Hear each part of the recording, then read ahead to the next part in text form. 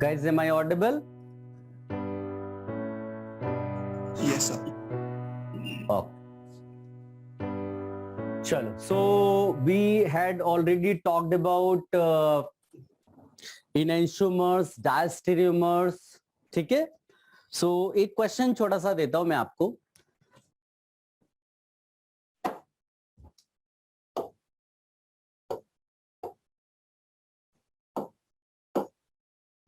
Identify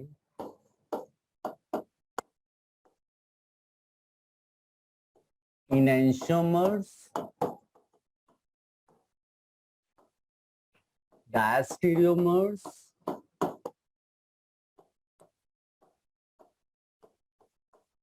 identical.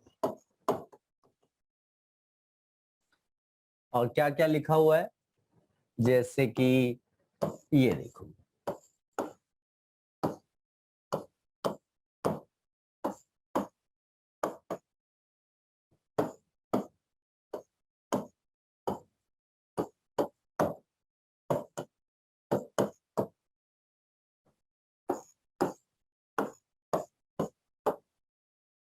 चलिए बताइए बेटा. enantiomers का डेफिनेशन दिया था बेटा मैंने. enantiomers are stereoisomers which are non-superimposable mirror images of each other. Non-superimposable mirror images. Diastereomers क्या होते हैं? Neither superimposable nor mirror images. अगर आपको थोड़ा बहुत भी डाउट हो रहा है तो मैं यहां पर लिख देता हूं बेटा. enantiomers अगर आपको पहचानना है, पेयर्स जो हैं तो वो क्या होंगे? Non superimposable mirror images.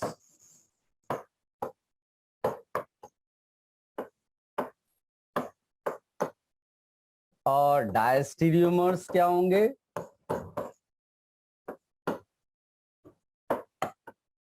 Neither superimposable nor mirror images. और आइडेंटिकल तो आप समझते हैं, सब एक जैसा होना चाहिए. हो पा रहा है?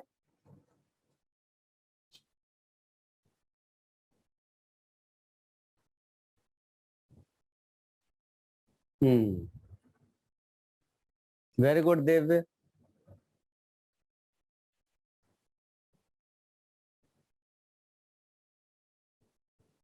वेरी गुड बेटा. You can write your answer in chat box.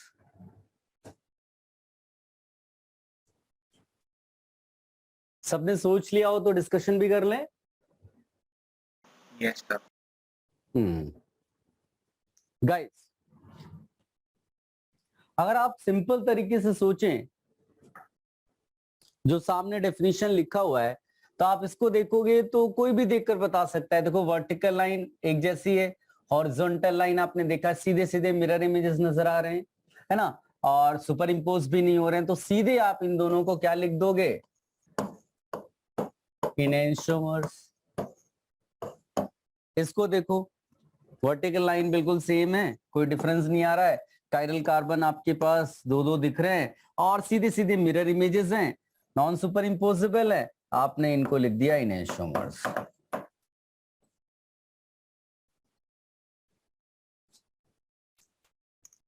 गलती जो आप करोगे वो यहां करोगे. जो गलती होगी वो कहां होगी बेटा? यहां पर होगी. क्यों गलती होगी? बिकॉज आपने सीधे सीधे फिशर प्रोजेक्शंस जो दिए हुए हैं उनको आपने सुपर इम्पोज करा कर देख लिया या मिरर इमेज देख लिया, तो आपको लगेगा कि ये तो मिरर इमेजेस ही नहीं है, ये मिरर इमेजेस नहीं है और सुपर इम्पोजेबल नहीं है. तो आप इसको क्या लिख दोगे? डायस्टीरियोमर्स. लेकिन तुम खुद भी दिमाग लगाओ, क्या इनमें से कोई ऐसा है जो स्टैंडर्ड फिशर प्रोजेक्शन नहीं है? So second देखो, one. Second one. तो कंपैरिजन कैसे किया फिर? So थोड़ा Compare- डाउट था.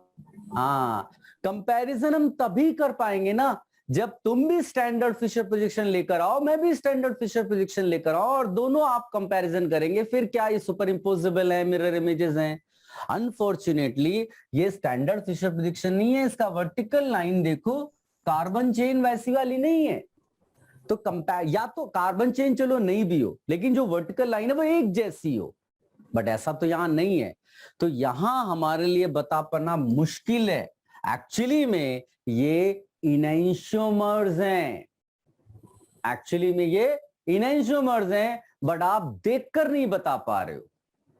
ठीक है, तो फिर हम लोग क्या करें कि अपने को हर जगह पर सही आंसर आए? तो उसका एक तरीका तो ये कि आप स्टैंडर्ड फिशर प्रोजेक्शन बना लो।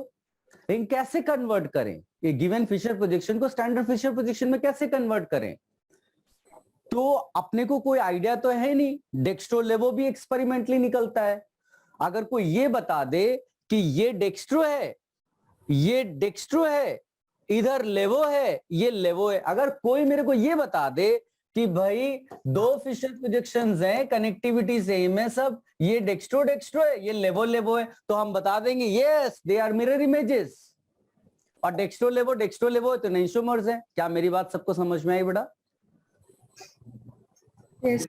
समहाउ अपने को ये पता चल जाए कि ये डेक्स्ट्रो डेक्स्ट्रो है और ये लेवो लेवो है, तो हम इनको डेफिनेटली इनैंशियोमर्स बोल देंगे, है ना। अगर मान लो ऐसा हो जाए कि इधर डेक्स्ट्रो डेक्स्ट्रो और इधर भी डेक्स्ट्रो डेक्स्ट्रो आ जाए, तो हम इन दोनों को क्या बोल देंगे? Identical. आइडेंटिकल। कनेक्टिविटी तो सेम है, आइसोमर्स हैं, और उनमें दोनों में डेक्स्ट्रो डेक्स्ट्रो और डेक्स्ट्रो डेक्स्ट्रो भी लिखा हुआ है। हाँ, अगर ऐसा हो जाए कि एक डेक्स्ट्रो है, इधर लेवो है, और दूसरे वाले में दोनों डेक्स्ट्रो डेक्स्ट्रो है, तो इनको क्या बोल दोगे? Diastereomers. Yes, diastereomers. तो हम लोग क्या करेंगे, कुछ ऐसा लर्न कर लेंगे जिससे अपने को यह पता चल जाए कि इनके कॉन्फ़िगरेशंस क्या क्या हैं। कनेक्टिविटी तो सेम है, केवल आपको क्या पता करना है? कॉन्फ़िगरेशन। तो हम लोग साइड में कहीं ये चीज लिख देंगे बेटा। इवन दो डेक्स्ट्रो लेवो एक्सपेरिमेंटली निकाला जाता है, लेकिन एक जस्ट आइडिया लेने के लिए कि अगर हमने यहाँ डेक्स्ट्रो डेक्स्ट्रो लिखा और यहाँ पर यहाँ लेवो लेवो लिख दिया, तो इस सिस्टम को हम फ्यूचर में क्या बुलाएंगे? इनैंशियोमर्स। हाँ, मॉलिक्यूलर फॉर्मूला सेम होना चाहिए, कनेक्टिविटी सेम होनी चाहिए। Molecular formula same, connectivity same, उस पे कोई कॉम्प्रोमाइज नहीं होगा। उसके बाद कॉन्फ़िगरेशन चेक करेंगे। फिर दूसरी कॉम्बिनेशन क्या बनाई जा सकती है बेटा कि ये डेक्स्ट्रो डेक्स्ट्रो है, इधर डेक्स्ट्रो डेक्स्ट्रो मिल गया, या लेवो लेवो है, लेवो लेवो मिल गया, तो इनको क्या बुला देंगे? आइडेंटिकल। फिर एक सिचुएशन क्या आ गई, इधर डेक्स्ट्रो लेवो है और इधर डेक्स्ट्रो डेक्स्ट्रो है, तो इसको क्या बुला देंगे? डायस्टेरियोमर्स। या आप इसको ऐसे याद रखो कि अगर इनैंशियोमर्स या आइडेंटिकल नहीं है, तो उसके अलावा जितने भी केसेस पॉसिबल है, सारे के सारे केसेस अपने क्या हो जाएंगे? डायस्टेरियोमर्स। बट यही एक डिफिकल्टी है कि हमको ये नहीं पता चल पाएगा बेटा कि वो डेक्स्ट्रो है कि लेवो, क्योंकि वो तो एक्सपेरिमेंटल तरीके से निकालते हैं। तो हम कुछ ऐसा पढ़ेंगे कि डेक्स्ट्रो तो नहीं लिखेंगे, लेकिन उसका कुछ थ्योरेटिकल कॉन्फ़िगरेशन निकालना सीख लेंगे। डेक्स्ट्रो लेवो तो एक्सपेरिमेंटल है, लेकिन कुछ थ्योरेटिकली, जैसे सिस ट्रांस हम पहचानते थे ज्योमेट्रिकल में, है ना। तो ऐसा कुछ थ्योरेटिकली बना लेंगे कि अगर ये डेक्स्ट्रो है तो एक्सपेरिमेंटली, तो थ्योरेटिकली कुछ तो कॉन्फ़िगरेशन हो सकता है जिसका अपोजिट कुछ और भी होगा। तो we are going to learn that part. आप इतना पहले कॉपी कर लो बेटा। आई होप आप समझ पाए होंगे।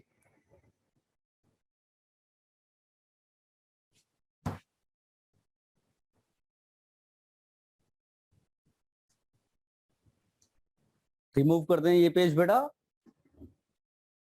Yes.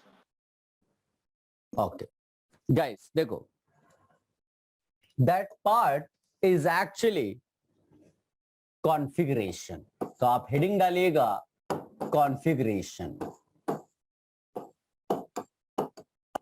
कॉन्फ़िगरेशन, और इसके नीचे एक छोटा सा नोट लिखिएगा कॉन्फ़िगरेशन में, arrangement of atoms or groups, arrangement of atoms or groups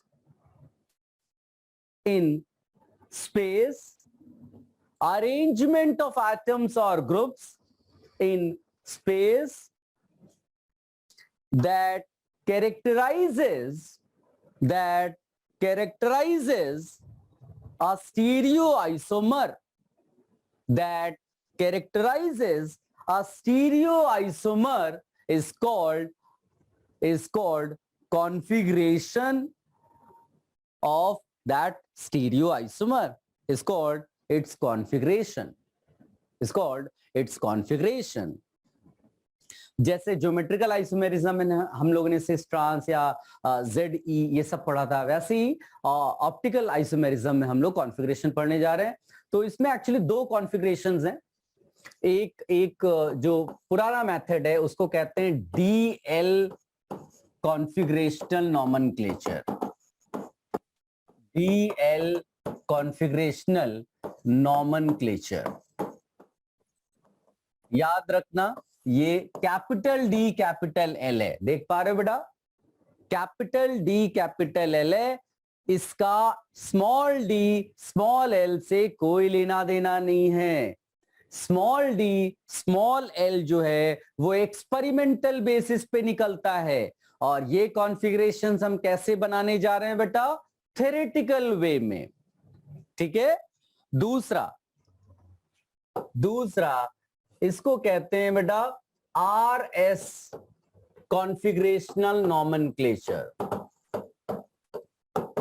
configurational nomenclature. इसको रिलेटिव कॉन्फ़िगरेशन भी कहते हैं। रिलेटिव कॉन्फ़िगरेशन एक कंपाउंड है ग्लिसरॉल्डिहाइड, उसके बेसिस पे यानी कि उसको बेस मानते हुए हम DL कॉन्फ़िगरेशनल नॉमेनक्लेचर लिखते हैं। और RS के लिए कोई भी कंपाउंड जो है किसी के रिस्पेक्ट में नहीं बोलते हैं, इसको बोलते हैं एब्सोल्यूट कॉन्फ़िगरेशनल नॉमेनक्लेचर, एब्सोल्यूट। और ये उन्हीं लोगों ने दिया है जो ZE वाले थे, ZE वाले, यानी कि ये CIP रूल्स पर बेस्ड है। याद है आपको ZE नॉमेनक्लेचर में? तो हम लोग क्या करेंगे, पहले इसको पढ़ेंगे, इसको ही हम लोग एक्चुअली थ्रू आउट यूज करने वाले हैं, ठीक है। So we are going to study RS configurational nomenclature.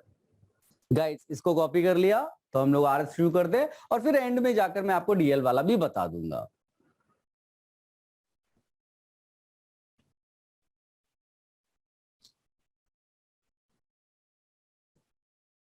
देखो मैंने पहले ही बता रखा है बेटा कि optical isomerism is little difficult, ठीक है, if you compare with other आइसोमेरिज्म्स।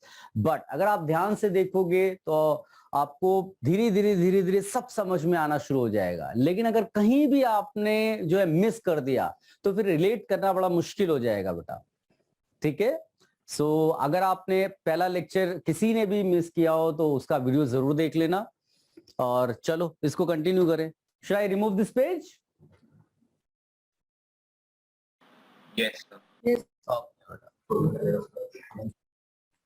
चलो सो हेडिंग डालिएगा RS कॉन्फ़िगरेशन।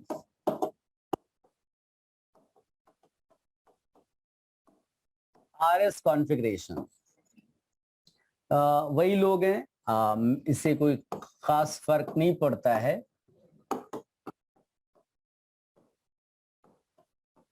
ये सब हमने ZE वाले टाइम पर लिखा हुआ था, इसीलिए इसको CIP या फिर सीक्वेंस रूल्स करके लिखते हैं।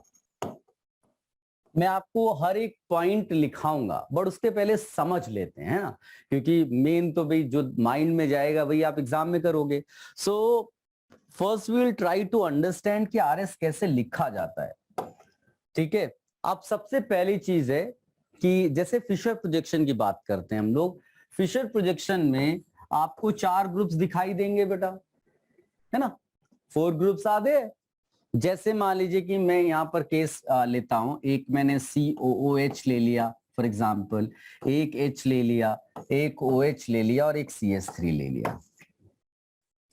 तो सबसे पहली बात है कि RS कॉन्फ़िगरेशंस आप तभी लिख रहे होगे जब आपके 4 डिफरेंट ग्रुप्स होंगे। You will be able to write RS configurations अगर आपके पास 4 डिफरेंट ग्रुप्स कनेक्टेड है कार्बन के साथ। सबसे पहली चीज करनी होती है असाइन प्रायोरिटी। याद है हम लोग ने ZE में भी यही किया था। सर एटॉमिक नंबर के बेसिस पे। यस, यानी रूल्स वही हैं, रूल्स वही है, असाइन प्रायोरिटी। अब इसमें क्या होगा, उसमें हम लोग केवल 1 2 करते थे, इसमें 1 2 3 4, 1 2 3 4। और किस बेसिस पे? On the basis of atomic number, on the basis of atomic number of directly connected atom, directly connected atom. और अगर डायरेक्टली कनेक्टेड एटम सेम हो गया तो क्या करेंगे? Next atom. वो भी सेम हो गया तो क्या करेंगे? Next atom. And this will continue. कब तक? जब तक कि प्रायोरिटी नहीं मिल जाती। इतना कॉम्प्लिकेटेड आएगा नहीं, बट फिर भी अपने माइंड में रखना है। और बाई चांस अगर आइसोटोप्स हो गए, मतलब एटॉमिक नंबर सेम हो गया, तो फिर किसी भी मास नंबर, सब बहुत आसान है। तो लेट्स सी, प्रायोरिटी हम लोग सबसे पहले दे देते हैं, है ना।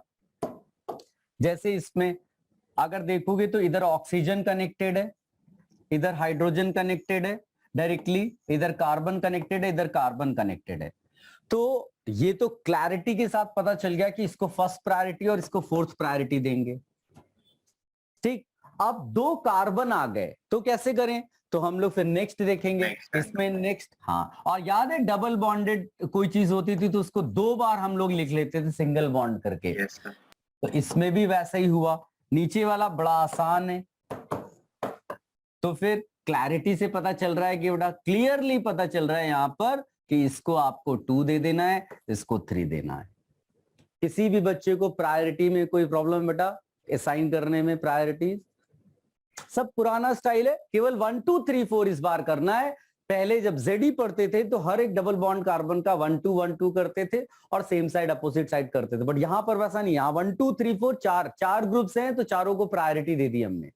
नाउ अब क्या करें बेटा? तो अभी सब मैं लिखाऊंगा, आप टेंशन मत लेना लिखने का, सारे पॉइंट्स लिखाऊंगा, आप समझ लो पहले।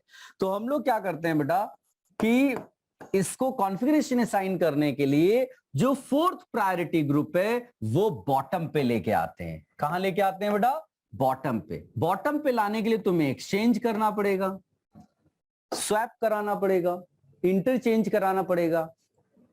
तो इट हैज बीन फाउंड कि अगर आपने इंटरचेंज ऑपरेशन या number of swappings, interchanges odd number में कर दी तो कॉन्फ़िगरेशन बदल जाएगा। मान लो ये डेक्स्ट्रो है तो ये लेवो हो जाएगा, अगर लेवो है तो डेक्स्ट्रो हो जाएगा, तो गड़बड़ हो गया। तो टू अवॉइड कॉन्फ़िगरेशनल चेंज हमें कितने इंटरचेंजेस करने चाहिए जब हम इसको फोर्थ प्रायोरिटी को बॉटम पे ला रहे होंगे? 2 इवन नंबर, और इवन में सबसे बढ़िया कितने? 2 इंटरचेंजेस कर लो, काम खत्म। तो हम लोग क्या करेंगे कि इन दोनों को कर रहे हैं तो साथ में इन दोनों को भी कर दो। ऐसा भी कर सकते हो कि तुम इसको कर रहे हो फिर थर्ड ऊपर गया, थर्ड को 1 से कर दो, तो सबके कॉन्फ़िगरेशन सेम आएंगे। इस तरह के आप कई सारे फिशर प्रोजेक्शंस बना सकते हो। तभी तो मैंने बोला था स्टैंडर्ड फिशर प्रोजेक्शन के अलावा भी कुछ होंगे, केवल कॉन्फ़िगरेशन सेम होना चाहिए, वो सेम स्ट्रक्चर्स हो जाएंगे। देखो तो इस वाले का क्या हो जाएगा बेटा? फोर्थ प्रायोरिटी ग्रुप बॉटम पे चला गया, 3 यहां आ गया, 1 यहां आ गया, 2 यहां आ गया। किसी बच्चे को कोई कंफ्यूजन बेटा? देख लो सब लोग, हमने केवल क्या किया? इवन नंबर ऑफ इंटरचेंजेस करके फोर्थ प्रायोरिटी ग्रुप को कहां पर लेकर आए बेटा? बॉटम पे। तो bring fourth priority group where? At the bottom.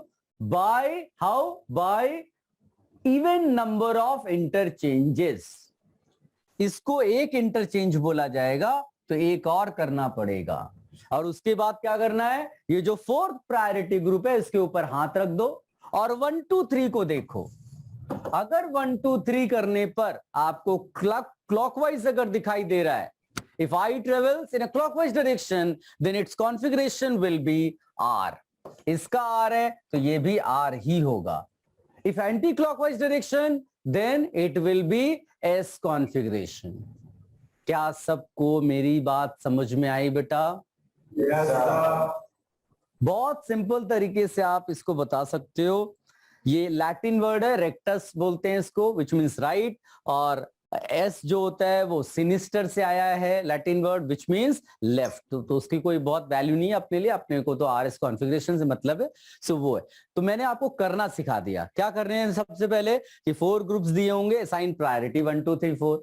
1 मतलब पहली प्रायोरिटी, वो किसके बेसिस पे आई? एटॉमिक नंबर पे। एटॉमिक नंबर जिसका ज्यादा उसको आप फर्स्ट प्रायोरिटी दोगे। फिर सेकंड, थर्ड, फोर्थ इसी तरह से डिसाइड कर लिया। Then bring fourth priority group where? At the bottom. How? By interchange groups. कितने इंटरचेंजेस करने जरूरी है? इवन नंबर, मतलब 2 इंटरचेंजेस कर दो। तो अगर आपने 4 और 3 किया है तो 1 और 2 भी करना पड़ेगा, समझे? उसके लिए जैसे ही ये करेंगे फिर फोर्थ प्रायोरिटी ग्रुप पे हाथ रख दिया और 1 2 3 देखा। तो 1 2 3, if I travels in clockwise direction it is R configuration.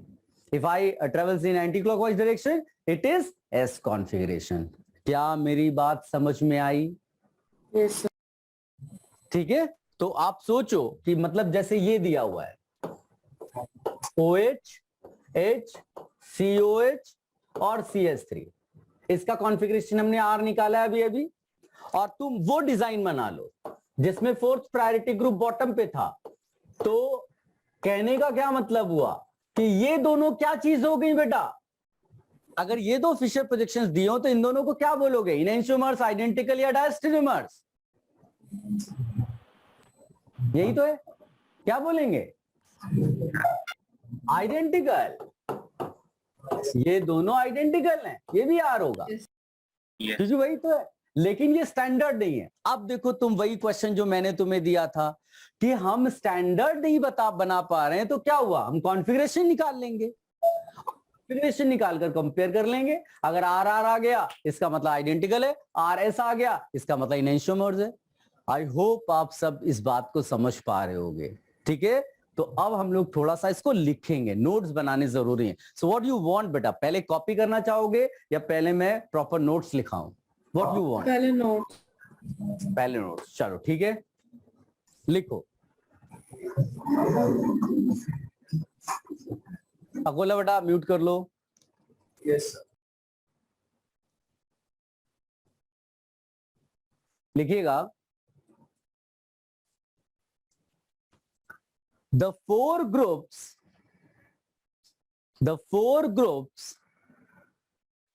attached to chiral carbon, 4 groups attached to chiral carbon atom are assigned priorities, bracket में लिख देना 1 2 3 4 priorities 1 2 3 4 priorities on the basis of sequence rules, on the basis of sequence rules। और sequence rules आप नीचे लिख लेना, already done. फिर भी शॉर्ट में आप लिख लीजिएगा कि atomic number of directly connected atom, atomic number of directly connected atom. वहीं पर शॉर्ट में आप लिख लेना कि if directly connected atoms are same then next atom, if directly connected atoms are same then next atom decides priority, and this continues,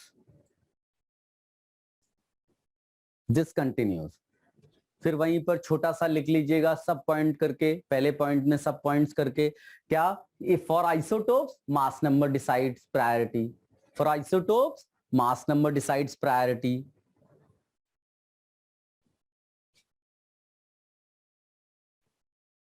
ठीक है। और फिर इसमें in case of double bond और triple bond, that will be treated as 2 single bonds और 2 or 3 single bonds. A double bond and a triple bond will be treated as 2 single bonds, 3 single bonds, ऐसा करके भी लिख लो।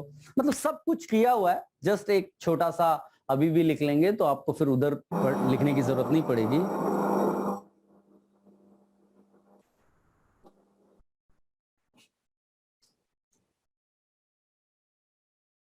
लिख लिया बेटा इतना? Yes. फिर लिखिएगा इसमें नेक्स्ट पॉइंट करके, the formula is rotated, the formula is rotated so that the group with the lowest priority is directed away from the observer. The group with the lowest priority is directed away from the observer.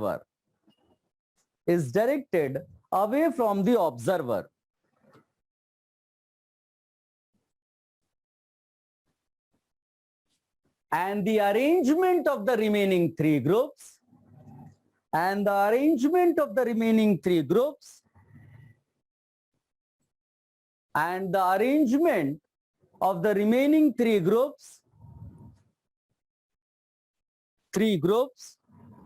is observed in decreasing order.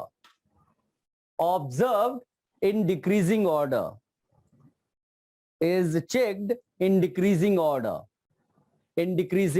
मतलब 1 2 3 ऐसे जाना है, in decreasing order. In looking so,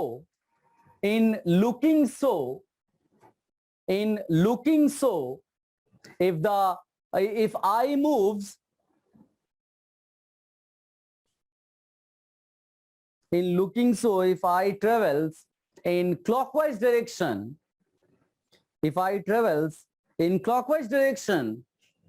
the configuration is specified as R.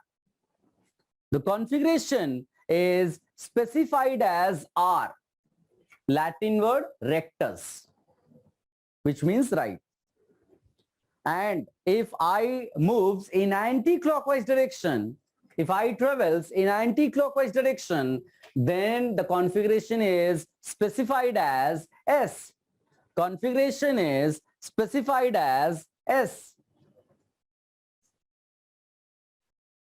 क्या सबको समझ में आया बेटा? सॉरी, समझना तो छोड़ो, पहले लिख लिया कि नहीं? लिख लिया बेटा? 1 minute.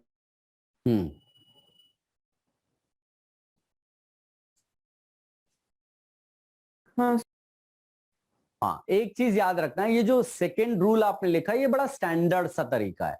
मैं आपको इसी का सब्स्टिट्यूटेड वर्जन बता रहा हूं, तो आप उसको यूज करना बार बार और आपको हर बार सही आंसर आएगा। ठीक है, लिखिएगा बेटा, एज अ नोट करके आप लिख सकते हो इसी रूल के नीचे। लिखिएगा, the lowest priority group, that is 4th priority group, the lowest priority group is positioned at the bottom. The lowest priority group is positioned at the bottom. Bottom का मतलब ही बेटा away from observer हो गया। Bottom का मतलब ही क्या हो गया बेटा? Away from observer, is positioned at the bottom. And this is done by interchanging the groups. Interchanging the groups bonded to chiral carbon.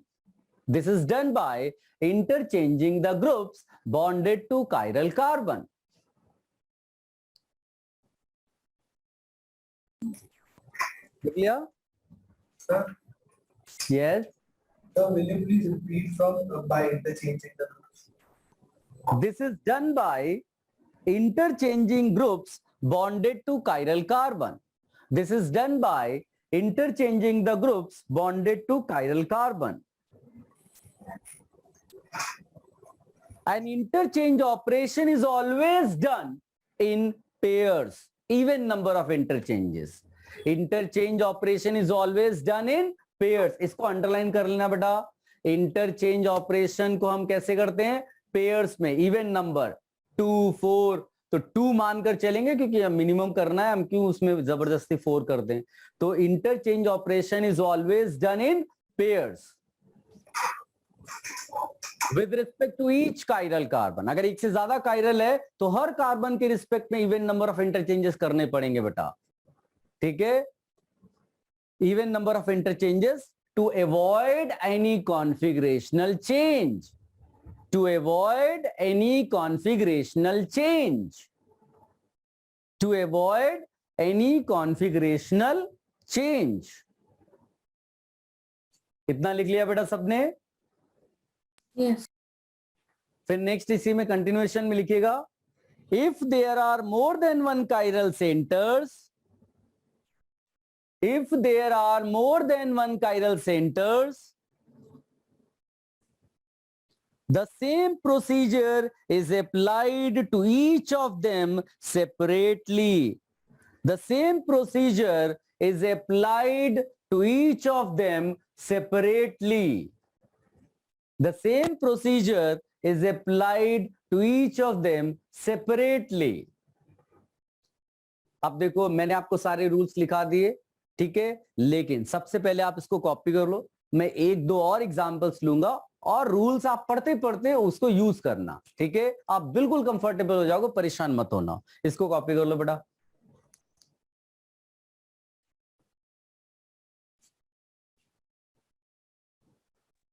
Sir, yes बेटा. sir, can you please repeat the last point? Last point I said, if there are 2 or more chiral centers, means if you have more than one chiral centers, then the same procedure, whatever rules you have written, the same procedure is applied to each of them separately.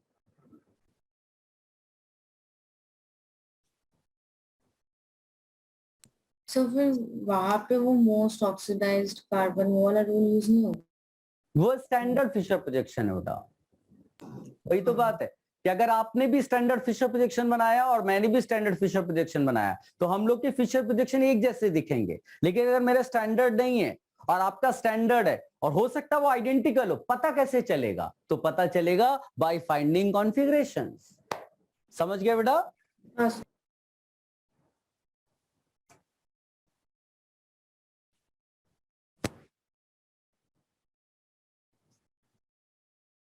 अगर copy कर लिया हो तो मुझे बता देना, मैं और एग्जांपल्स लूंगा सो दैट आपको ये परफेक्ट हो जाए. आरएस कॉन्फ़िगरेशन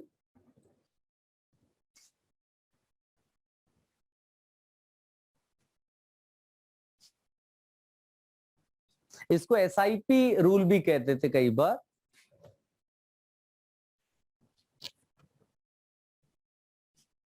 सर आपने वो आइडेंटिकल वाला कैसे डिसाइड? आइडेंटिकल मतलब सो वो जो साइड में लिखा है ना अपने ऊपर टॉप ये, हाँ, क्योंकि देखो मॉलिक्यूलर फॉर्मूला दोनों की सेम है. मॉलिक्यूलर फॉर्मूला सेम है, कनेक्टिविटी भी सेम है, उसी कार्बन से OH, HCO सब लगा हुआ है, कॉन्फ़िगरेशन भी सेम है, हो गया ना आइडेंटिकल. अच्छा. बड़ा सिंपल है. अगर ये R है और ये S हो जाए, connectivity same, molecular formula same, सब सेम है, लेकिन एक R और एक S हो गया, इसका मतलब अगर ये डेक्स्ट्रो है तो ये लेवो हो जाएगा, उल्टा हो जाएगा ना. अगर ये लेवो है तो ये डेक्स्ट्रो हो जाएगा, यानी कि ये रेसिमिक ये इनेंशियोमर्स हो जाएंगे. ठीक है? सर बट वो पहले वाला जो मतलब साइड में जो है, मतलब राइट हैंड साइड वाला वो आर है, वो कैसे? वो ये मैंने ये कॉपी किया है बेटा. अच्छा नहीं, मैं गलत वाला बोल रही हूँ, मैं राइट वाले के बारे में बोल रही हूँ. आप इधर की बात कर रहे हो ना? सर नहीं, लेफ्ट वाला, एक बार लेफ्ट वाला कैसे आ रहा है?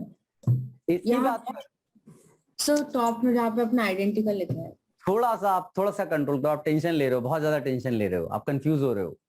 मैंने कुछ अपनी मर्जी से नहीं लिखा है। पहली चीज, सबको कॉपी कर लेने तो अच्छा होगा, नहीं तो आप कंफ्यूज हो रहे हो और फिर क्या बाकी बच्चे भी कंफ्यूज हो जाएंगे। मैंने इसका आर निकालना आपको सिखाया, मैंने इसका आपको आर निकालना सिखाया, क्या वो आपको आ गया? बोलो। तो शायद वही उसी में प्रॉब्लम हुआ था। हाँ तो थोड़ा सा आप इसको कॉपी करो, मैं तो कह रहा हूं कि आई विल टेक 2-3 एग्जांपल्स, एक बार परफेक्शन पे आने दो, ठीक है? एक बार आप कॉपी कर लो जितना लिखा हुआ, आप बिल्कुल टेंशन मत लो। कॉपी परफेक्ट करना बेटा, कुछ भी मतलब गलत नहीं है। जैसे यहां सीओएच बना तो आप सीओएच ही बनाइए, गलती से कुछ और नहीं लिखना है। सबने कॉपी कर लिया? Yes. चलो मैं एक दो और एग्जांपल्स लेता हूं।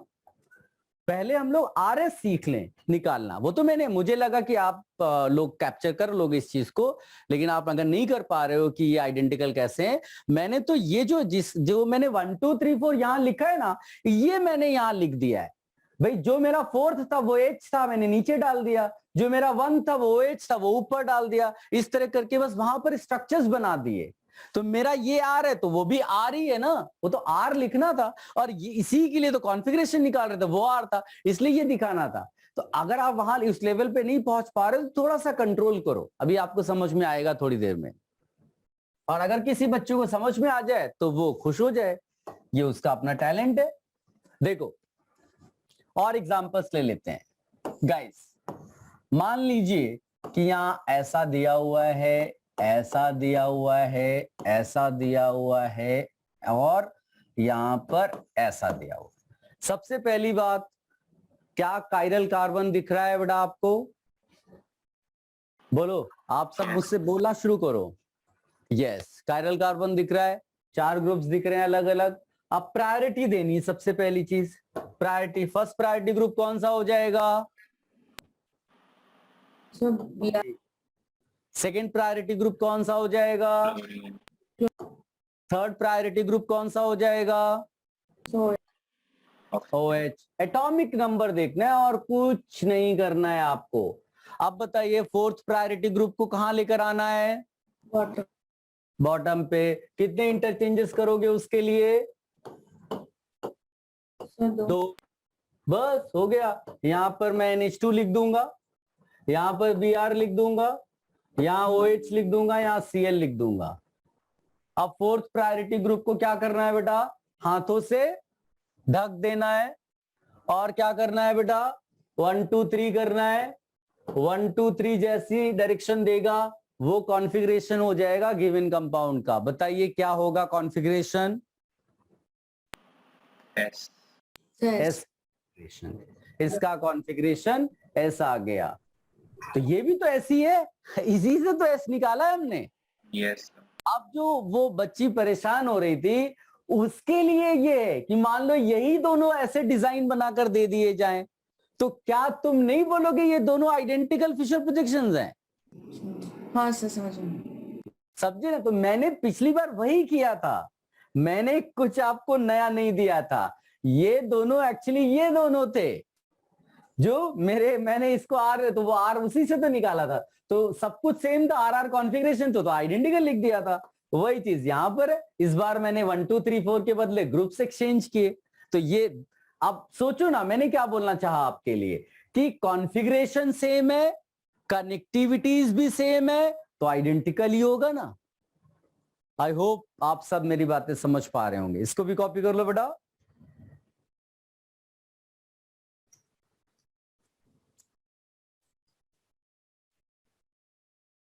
Done.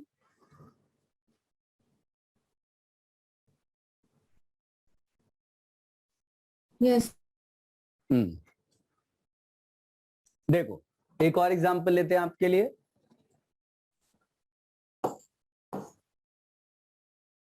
COH CH double bond CH2 HOH। किसको बेटा फर्स्ट प्रायोरिटी दोगे? so it's बोलो। OH को। और ये दोनों कार्बन है, इसका मतलब है कि फोर्थ प्रायोरिटी H को दोगे, मानते हो कि नहीं?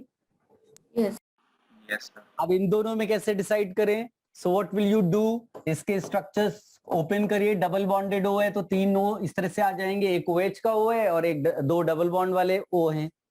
और इस वाले में देखो कार्बन है, H है और एक कार्बन कार्बन, किसको आप हायर प्रायोरिटी दोगे बेटा, COH को या CH double bond CH2? COH. हो जाएगा 2 और ये हो जाएगा 3। क्या fourth priority group already bottom पे है? नहीं. तो फोर्थ प्रायोरिटी ग्रुप को बॉटम पे लाए तो H यहां हो गया और CH डबल बॉन्ड CH2 यहां ले आए, क्योंकि हमको इन दोनों को करना ही करना पड़ेगा इंटरचेंज, और इन दोनों को भी पैरेलली कर दो तो OH इधर आ जाएगा, COH इधर आ जाएगा। अब इसमें फोर्थ प्रायोरिटी ग्रुप को हाथ से बंद कर दो, ढक दो इसको और 1 2 3 कर लो। कैसा आया बेटा? R। तो इसका मतलब ये भी R होगा। अब देखिए पैरेलली दो चीजें लर्न कर रहे हैं हम लोग कि अगर ये दो फिशर प्रोजेक्शंस आपको दे दिए जाएं तो ये दोनों आपस में क्या कहलाएंगे? आइडेंटिकल। किसी बच्चे को कोई डिफिकल्टी हो रही है? नहीं. ओके, कॉपी कर लो बेटा इसको भी।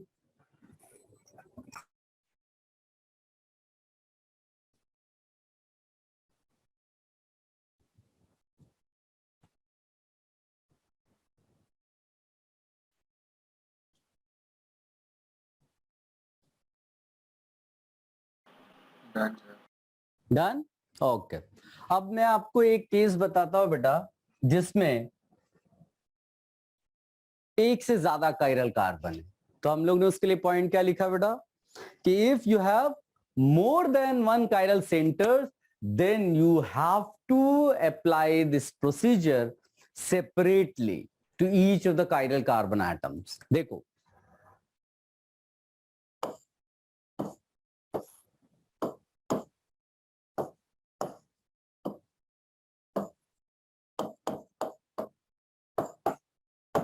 गाइस ध्यान से देखिएगा बेटा मैं क्या कर रहा हूं, क्योंकि फिर ये रिलेटिवली थोड़ा सा डिफिकल्ट हो गया आपका एक एक कायरल कार्बन के रिस्पेक्ट में जब देखते हैं तो यहां पर 2 कायरल कार्बन एटम्स है, उनको हाईलाइट कर लो।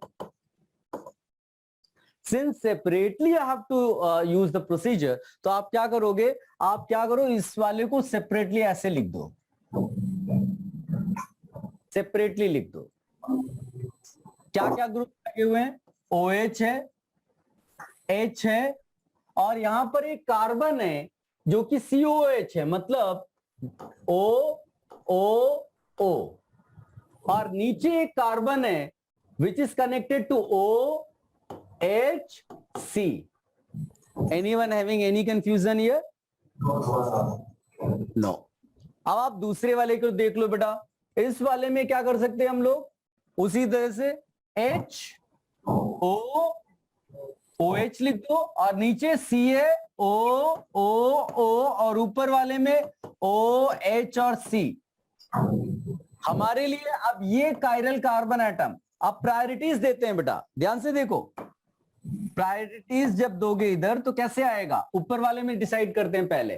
तो ये फर्स्ट प्रायोरिटी हो गया, ये फोर्थ प्रायोरिटी हो गया, और इन दोनों में कैसे देंगे 2 3 बेटा। क्या 2 समझ में आया मैंने जो दिया? Do you agree? तो अब ये तो क्लियर हो गया। अब इसमें एक्सचेंज ऑपरेशन लगा दो, इंटरचेंज ऑपरेशन, क्योंकि फोर्थ को बॉटम पे लाना होता तो मेरे लिए इस टाइम पर ये बॉटम है तो यहां, और फिर पैरेलल यहां भी कर दो। तो क्या हो जाएगा बेटा, फोर्थ प्रायोरिटी इधर आया तो 3 इधर आ गया, 2 और 1। क्या 1 2 3 तुम देख पा रहे हो बेटा? क्या आया? R. कार. तो हम यहां R लिख देंगे।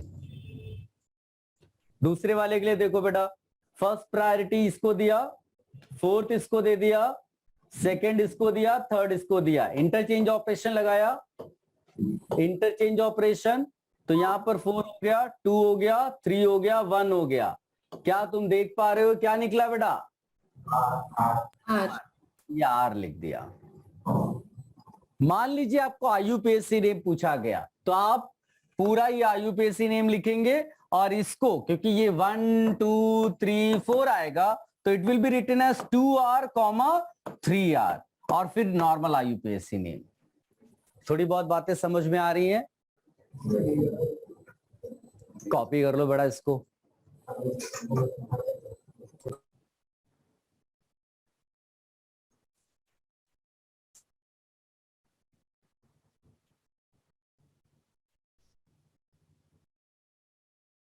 डन? सर मैं बन ओके ओके।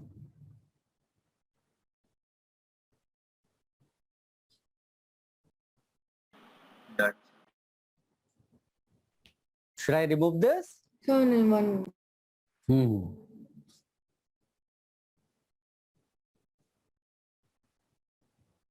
यस हो गया? हाँ गाइस,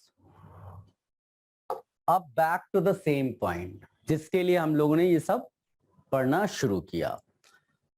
अब जैसे मान लीजिए कि आपको ये दे दिया,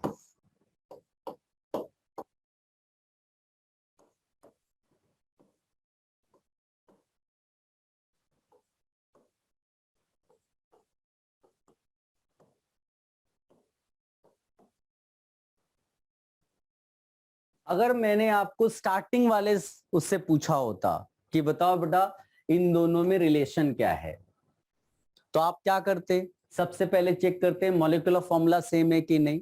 तो आप बोलोगे यस मॉलिक्यूलर फॉर्मूला सेम है। कनेक्टिविटी सेम है क्या? तो आप बोलोगे यस बिकॉज उसी कार्बन के साथ OH, COH, CH3 जुड़ा है जैसे यहां पर जुड़ा हुआ है। कनेक्टिविटी भी सेम हो गई। अब कॉन्फ़िगरेशन सेम है क्या?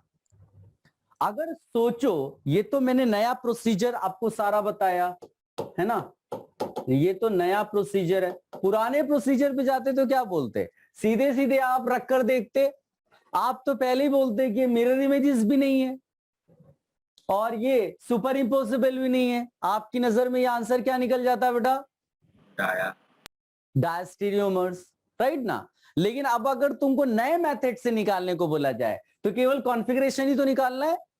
कॉन्फ़िगरेशन, ये दोनों चीजें तो सेम है। लेट्स सी कॉन्फ़िगरेशन इसका निकालोगे तो क्या आएगा? इसको फटाफट करना शुरू करते हैं। ये first priority, second priority, third, fourth, interchange operation किया 4 3 2 1, तो ये हो जाएगा 1 2 3 मतलब आर कॉन्फ़िगरेशन, राइट बेटा। दूसरे वाले के लिए फटाफट निकालो, फटाफट 1 2 3 4, इंटरचेंज ऑपरेशन किया 4 3 1 2, इसके लिए निकाला तो क्या निकला बेटा? एस। बताइए दोनों क्या निकले? एनशीमर्स। कॉन्फ़िगरेशन अपोजिट निकला, यानी कि ये आंसर निकला इनएंशियोमर्स। बताइए किसी बच्चे को कोई डिफिकल्टी है क्या?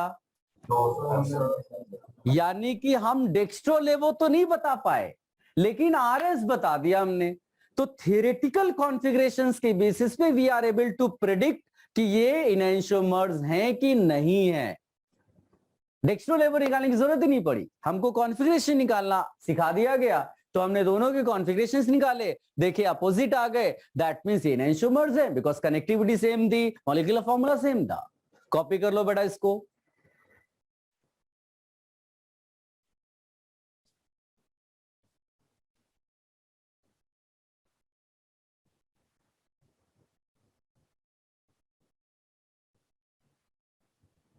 डन बेटा? Yes okay. अच्छा, ये जो मैंने आपको स्टाइल सिखाई इसमें कॉन्फ़िगरेशन भी निकालना पड़ रहा है। अब आपको और आसान तरीका, बहुत आसानी से आप आंसर निकाल दोगे, आपको आरएस भी नहीं निकालना है। याद है मैंने आपको बोला था कि इंटरचेंज ऑपरेशन अगर ऑड हो गया तो इंटरचेंज ऑपरेशन अगर या इंटरचेंजेस जो हो गए वो ऑड हो गए तो configuration will get changed. Configuration will get changed. Configuration changes. और अगर इंटरचेंजेस इवन रहे तो कॉन्फ़िगरेशन रिमेन्स सेम। इसको बेटा हाईलाइट करो, इसको अभी अभी हाईलाइट कर लो कि इंटरचेंजेस अगर ऑड हुए तो configuration changes, if interchanges even number then configuration remains same. अभी आपको इंटरेस्टिंग चीज नजर आएगी। सबने इसको लिख लिया बेटा? हाईलाइटेड वे में इसको लिखिए, लिखकर उसको हाईलाइट करिए।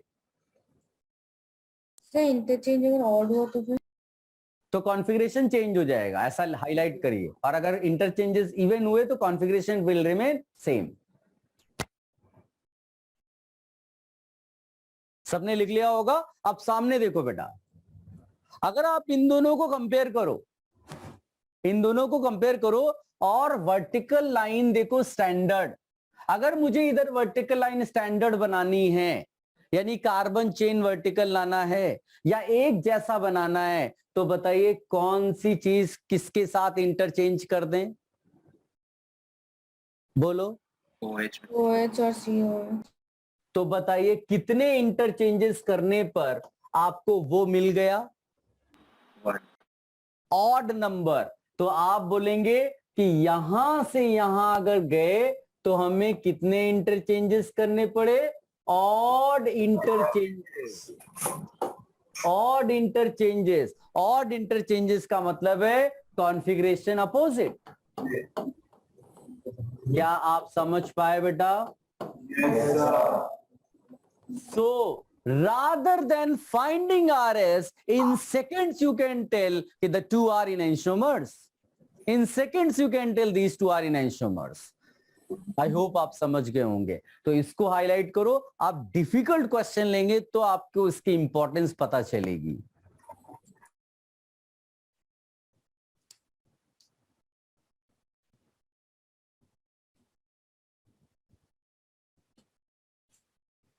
डन बेटा? Yes, sir.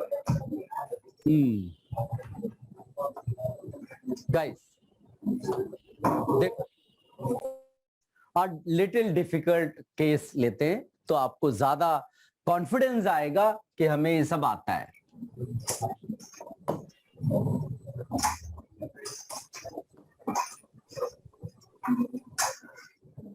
अकोला म्यूट कर लो बेटा।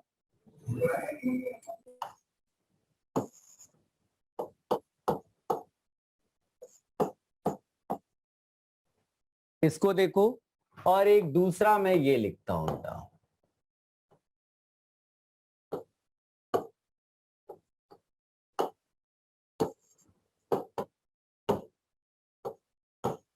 अब ये दो दिए हुए हैं और बोल रहा है कि these two are enantiomers, diastereomers और आइडेंटिकल। enantiomers, diastereomers और आइडेंटिकल। क्या सोचोगे?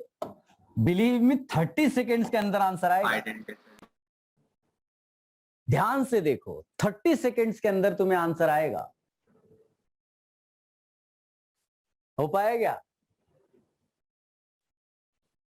एक चीज याद रखिए, थोड़ा डिफिकल्ट है लेकिन इसमें कायरल एक नहीं है, दो दो कायरल है, यानी कि दोनों Yes, कायरल के रिस्पेक्ट में तुम्हें चेक करना पड़ेगा। इट्स नॉट वन, दो कायरल है, दोनों के रिस्पेक्ट में देखो क्या ऑड ऑड आया इंटरचेंजेस या इवन इवन आया। odd कितने कितने इंटरचेंजेस आए बेटा? ऑड है। Changes आए because in first case you are interchanging H and OH, that means one. In second case you are interchanging COH and H, that means odd. इसका मतलब है अगर ये RR हो तो ये SS हो जाएगा कि नहीं हो जाएगा?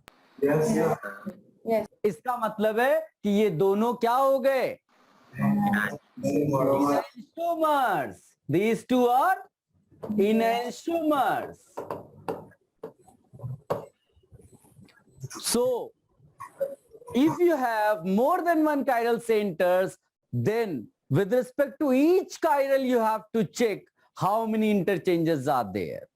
And accordingly, you will predict कि भाई ये आर आर से एस एस हो रहा है कि नहीं हो रहा है, या आर आर से आर आर रहा कि नहीं रहा, तो it will be like this कि आर आर है पहले में और दूसरे में आर आर निकल गया, तो ये क्या हो जाएंगे बेटा, आइडेंटिकल। पहले में आर आर है और दूसरे में एस एस हो गया, तो इसको क्या बोलेंगे बेटा, इनएंशियोमर्स। और अगर पहले में आर आर है और दूसरे में आर एस हो गया, तो ये क्या हो जाएंगे, डायस्टीरियोमर। पहले में आर आर दूसरे में एस आर, फिर से ये क्या हो जाएंगे, डायस्टीरियोमर्स। आई होप आप समझ गए सारी बातें। कॉपी कर लो।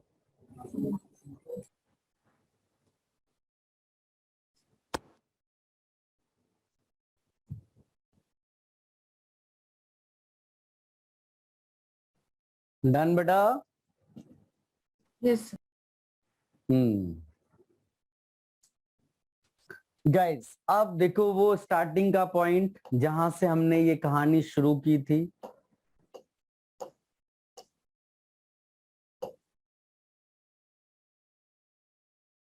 याद है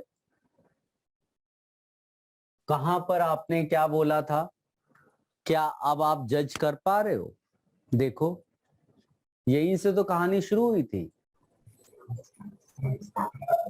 सारे बच्चे देखो,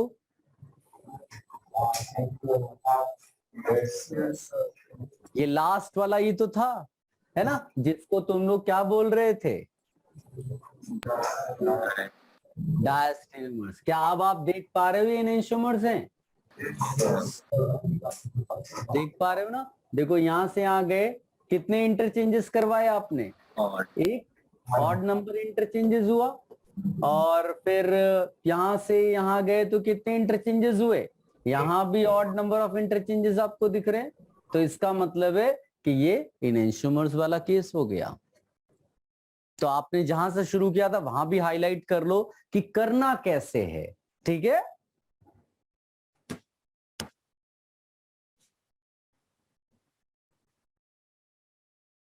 जितने भी बच्चे बेटा ये लेक्चर अटेंड कर रहे हैं सब लोग उस ग्रुप में हो ना,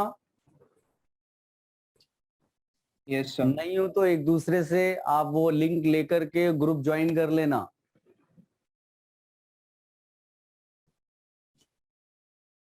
व्हाट्सएप ग्रुप,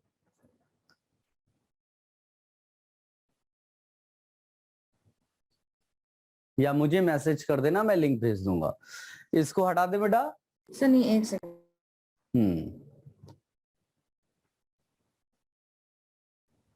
हाँ सर, हो गया। ओके चलो एक क्वेश्चन से शुरुआत करते हैं, देखते हैं आपको कितनी चीजें समझ में आई है।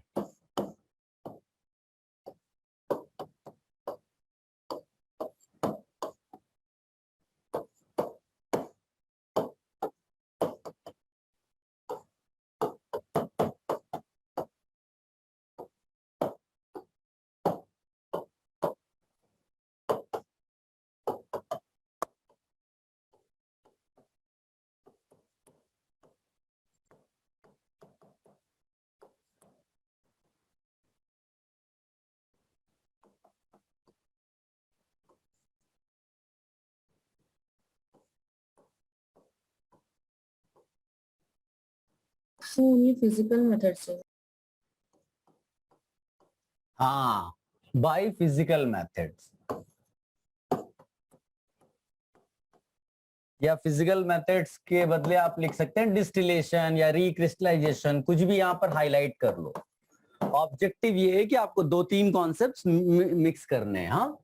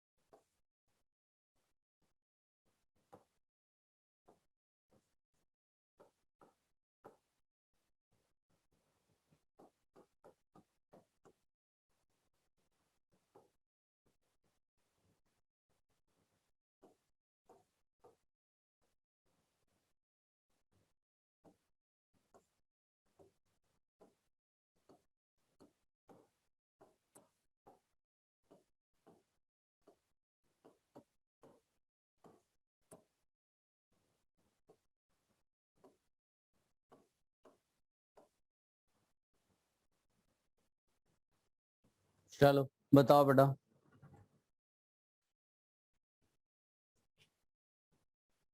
या एक और दे देते हैं आपको।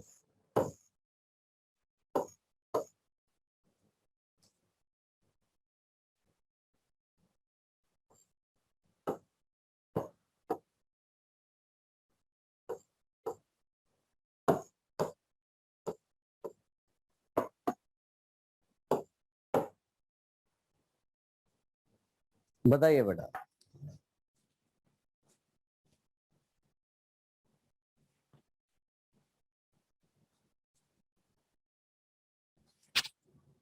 जो लोग थोड़ा बहुत भूल गए हैं, प्रीवियस लेक्चर को देखो बेटा, उसमें मैंने आपको बताया है कि इनेंशियोमर्स, डायस्टीरियोमर्स, इनमें क्या सेपरेट किया जा सकता है और कौन सा नहीं सेपरेट कर सकते हैं bye physical methods. So we have included that concept here.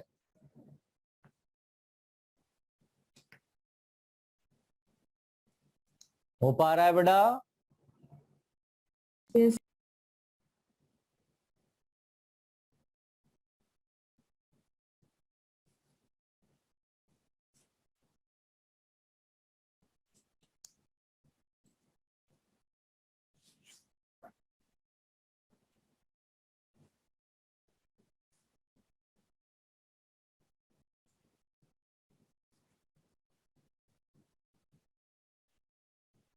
Hint उनके लिए बेटा जो नहीं कर पा रहे हैं, स्टार्ट ही नहीं कर पा रहे हैं, उनके लिए हिंट दे देते हैं सो दैट वो कुछ ना कुछ शुरू कर दें.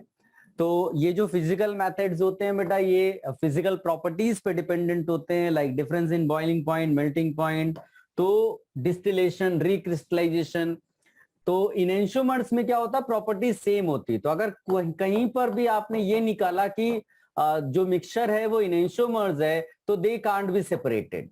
अगर डायस्टीरियोमर्स निकाला तुमने, डायस्टीरियोमर्स में क्या है, फिजिकल प्रॉपर्टीज अलग है, so they can be separated by physical means, तो इसका मतलब है वो यस हो जाएगा.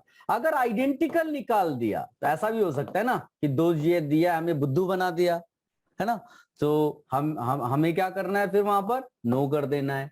तो आपको एक्चुअली में इट्स नॉट अबाउट गेटिंग इसमें separate, you have to find whether given are enantiomers, diastereomers और आइडेंटिकल. उतना निकाल लिया तो आंसर अपने आप आ जाएगा.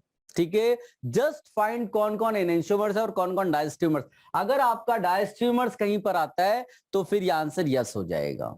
ठीक है, तो वो वाला आंसर कर देना, बाकी में नो कर देना अगर आइडेंटिकल निकलता है या फिर इनेंशियोमर्स निकलता है.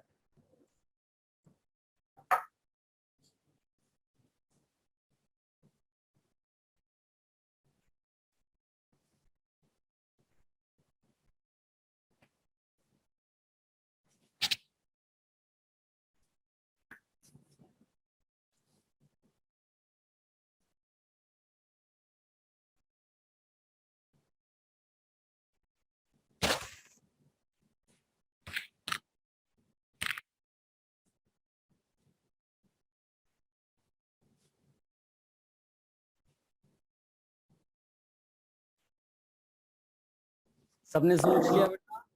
Should I discuss? Yes. चलो देखो, सब बड़े आराम से आप सेकंड्स पे आंसर निकालोगे बेटा. इतना सारा कुछ आपने अब पढ़ लिया है कि आई डोंट थिंक कि आपको कोई प्रॉब्लम होगी इसमें. जैसे पहले वाले को देखो, या पहले से बेटर मैं यहां से शुरुआत करता हूं. ये क्या है बेटा? ये Identical. हाँ, कनेक्टिविटी सेम है, मॉलिक्यूलर फॉर्मूला सब सेम है, और इंटरचेंजेस कितने किए हैं आपने? Yes, even number of interchanges हो गए, यानी कि ये हमारे लिए आइडेंटिकल निकल आया. तो क्या ये आंसर हो सकता है इस क्वेश्चन का? नो, इसको नो लिख देंगे. अब थर्ड वाले में आते हैं. थर्ड वाले में ध्यान से देखो, थर्ड वाले में यहां से यहां जाने पे कितने इंटरचेंजेस हुए? और यहां से यहां जाने में कितने इंटरचेंजेस? इसका मतलब है कि ये इनेंशियोमर्स हैं.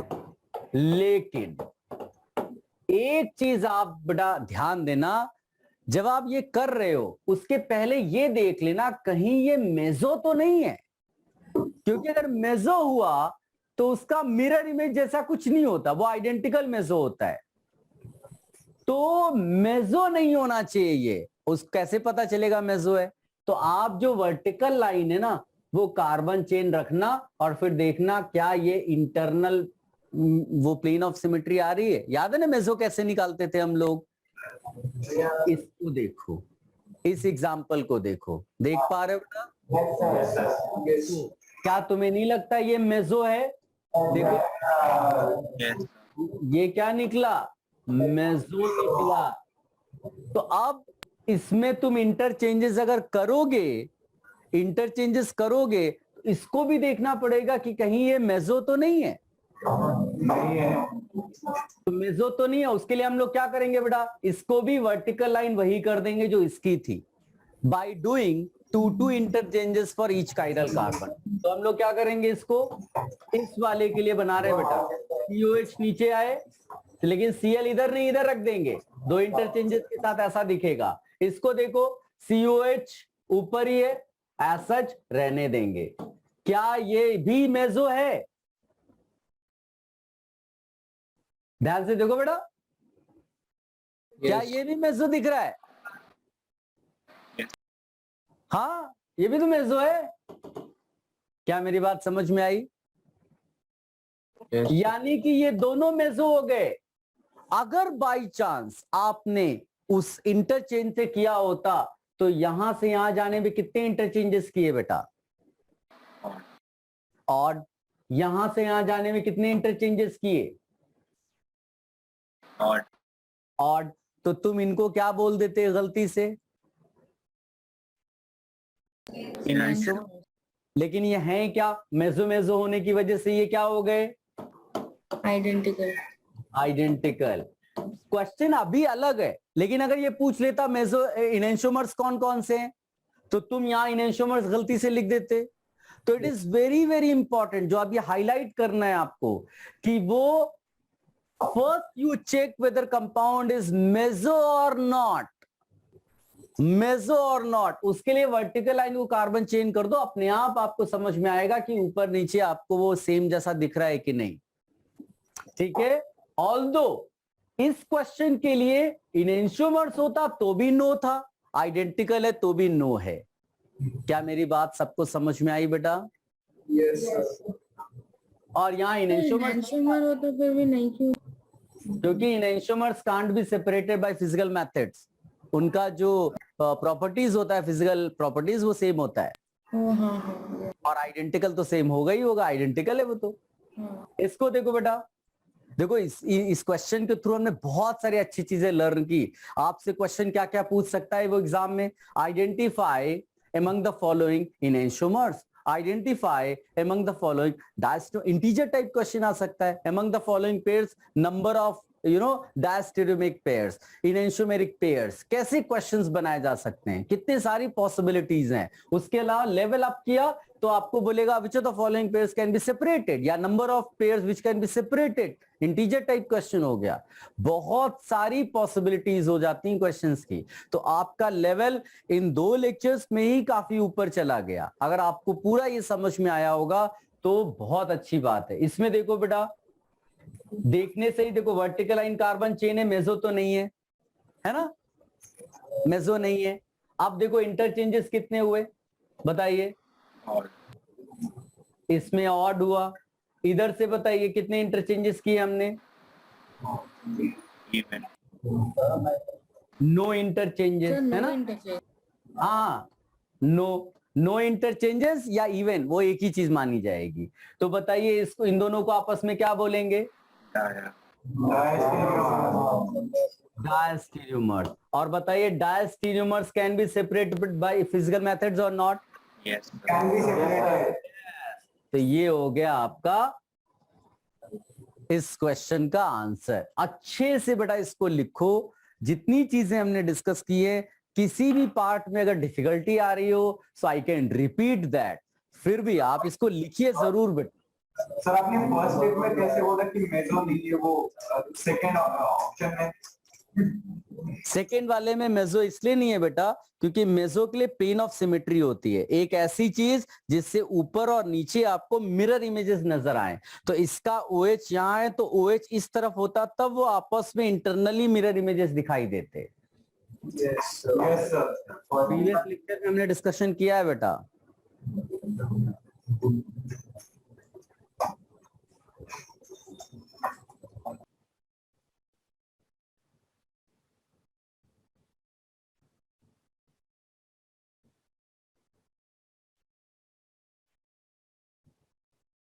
डन बेटा।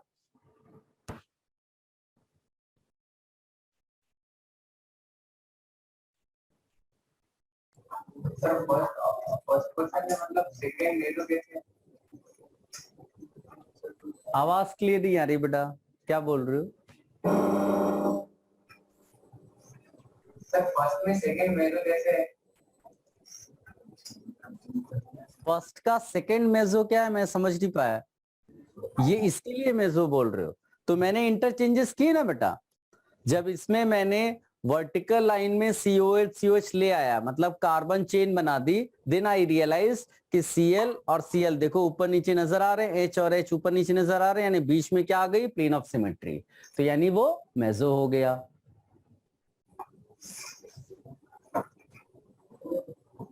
प्रीवियस लेक्चर का वीडियो देखो बेटा, प्रीवियस लेक्चर का।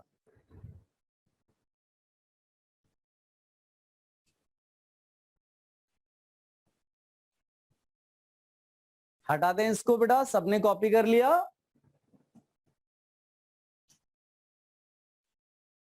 Yes, sir. ओके गाइस, सो हमने बहुत ज्यादा अब ये सब डिस्कशन कर लिया और आप सबको समझ में भी आया। आई होप ऐसे क्वेश्चंस आप एडवांस्ड एग्जाम में जब आप आए तो डील कर पाए। अब नेक्स्ट इसमें लिख लीजिएगा बेटा, जो उतना तो नहीं पूछेगा वो, बट हमें कंप्लीट भी करना है अपने नोट्स, तो लिखिएगा DL कॉन्फ़िगरेशनल नॉमेनक्लेचर। याद है स्टार्टिंग में भी लिखा था मैंने कि दो कॉन्फ़िगरेशनल नॉमेनक्लेचर है, एक एब्सोल्यूट एक रिलेटिव, तो ये DL रिलेटिव वाला है। ये स्मॉल d और स्मॉल l से इसका कोई लेना देना नहीं है।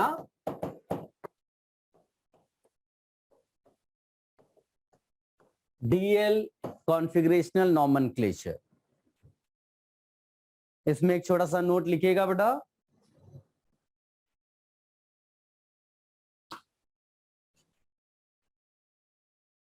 When no method was available, when no method was available, when no method was available to determine arrangement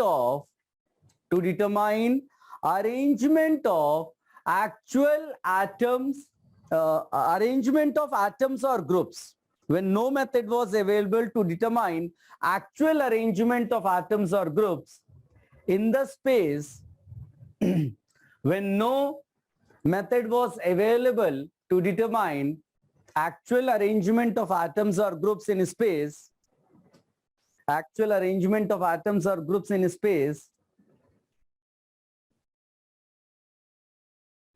glyceraldehyde was taken as an arbitrary standard.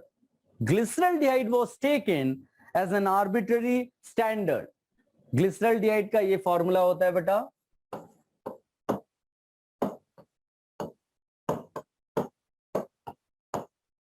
glyceraldehyde was taken as an arbitrary standard, and configurations of various stereoisomers were studied with respect to this. Configurations of various stereoisomers were studied with respect to this. So glyceraldehyde के बाद क्या लिखा? Glyceraldehyde was taken as a standard beta,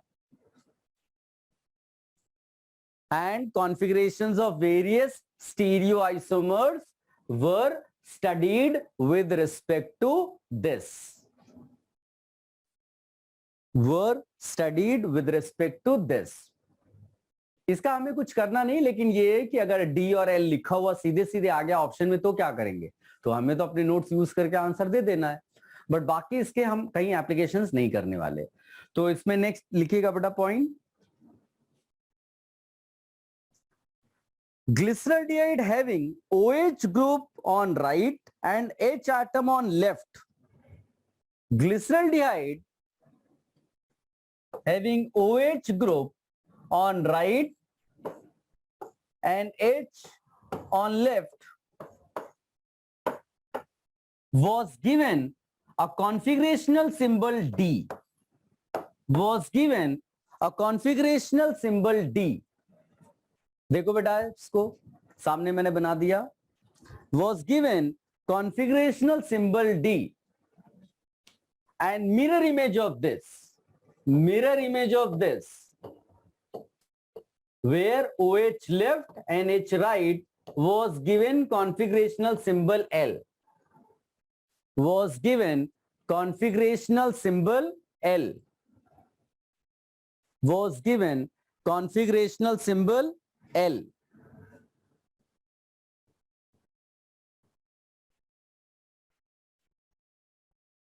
इसमें भी style वही है बेटा, जो इसमें ऊपर वाला कार्बन होगा वो ऑक्सीडाइज्ड कार्बन है, मोस्ट ऑक्सीडाइज्ड कार्बन, जिसमें ऑक्सीडेशन स्टेट कार्बन के सबसे ज्यादा है। इतना सोचने की जरूरत नहीं है, परेशान नहीं होना है। अब इसमें आप लिखिएगा बेटा स्टीरियो आइसोमर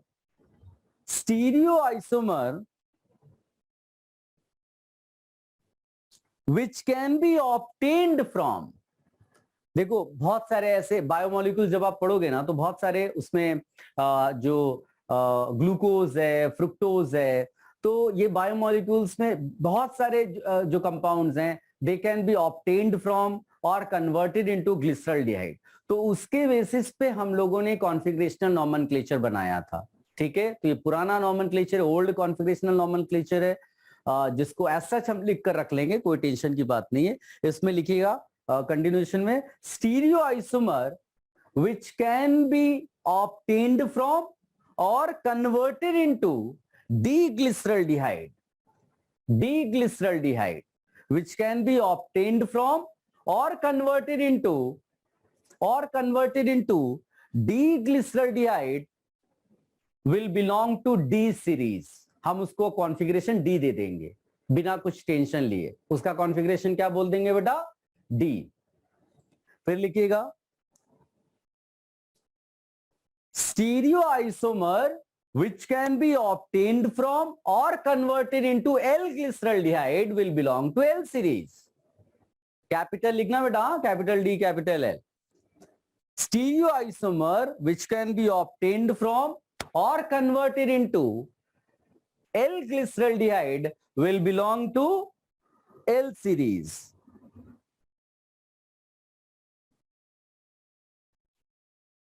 मेरी बात समझ में आई बेटा? देखो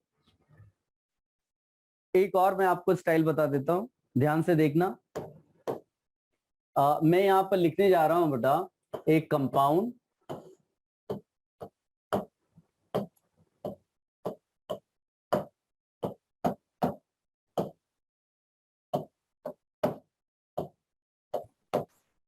सर लास्ट पॉइंट रिपीट करेंगे एक बार? लास्ट पॉइंट मैंने बोला बेटा कि if any stereoisomer which can be obtained from or converted into L glyceraldehyde will belong to L series.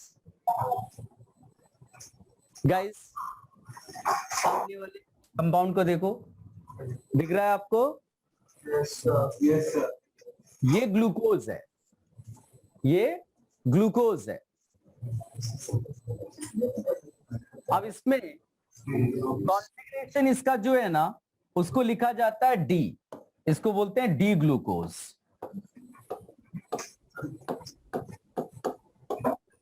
अब आपके समझने के लिए नेक्स्ट टाइम जब भी ऐसा कोई स्ट्रक्चर आपको दिखाई देगा, just focus on bottom most part. कहां फोकस करोगे बेटा? Bottom most part. उसको ग्लिसरॉल्डिहाइड से मैच कराना। मैच हो रहा है बेटा? Yes sir. किससे मैच हुआ? डी से। डी से, इसीलिए हमने इसको बोल दिया डी ग्लूकोज। क्या समझ में आई मेरी बात? Yes, sir. ठीक है, अब देखो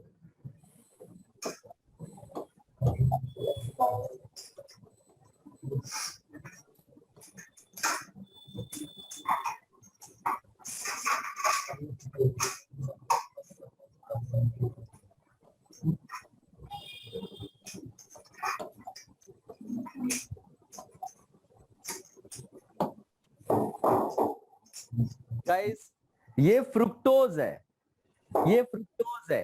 क्या देखकर बता सकते हो ये डी फ्रुक्टोज है कि एल फ्रुक्टोज है? D fructose. D fructose. यहां पर लिख लो बेटा, किसके बेसिस पे तुमने प्रिडिक्ट किया? Bottommost part. बस हाईलाइट कर लो इसको भी।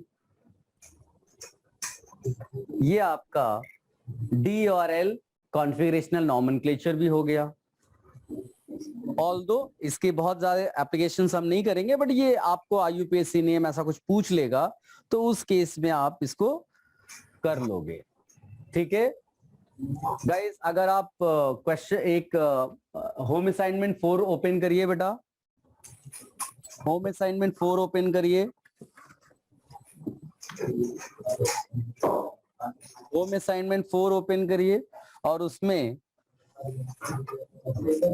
क्वेश्चन नंबर 8 पे जाइए। होम असाइनमेंट 4 क्वेश्चन नंबर 8 पे जाइए बेटा, मिला क्या?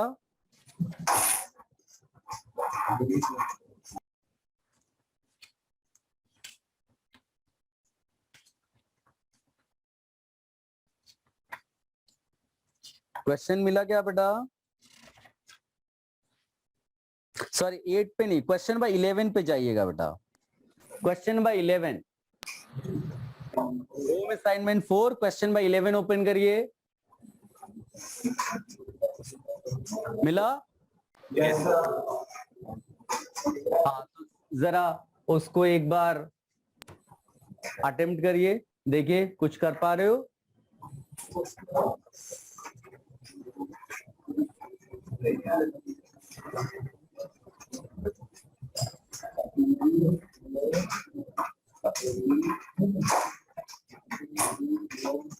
तो होम असाइनमेंट होम असाइनमेंट 4 बेटा।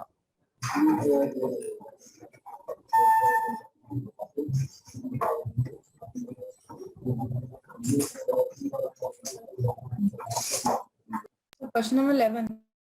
यस बेटा, हो पा रहा है? In seconds you can answer बेटा।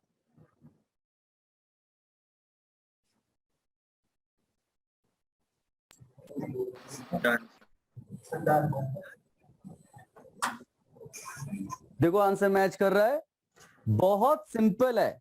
स्ट्रेट आप देखो बॉटम मोस्ट पार्ट को, आप इसमें 2D 3D 4L ये सब नहीं करेंगे, just focus on the bottom most part. What is that? D series और L series? D series. So just write D, configuration will be written as D, उसके बाद सिंपल IUPAC नेम। तो I think सबको answer B आ गया होगा, Yes, sir. है ना? सबको बी आंसर आ गया। चलिए, so next lecture we will continue the discussion of this. इसको अच्छे से रिवाइज कर लीजिएगा बेटा, कुछ डाउट्स हो उनको आप हाईलाइट कर लीजिएगा and next lecture you can ask that. ठीक है? Yes, sir.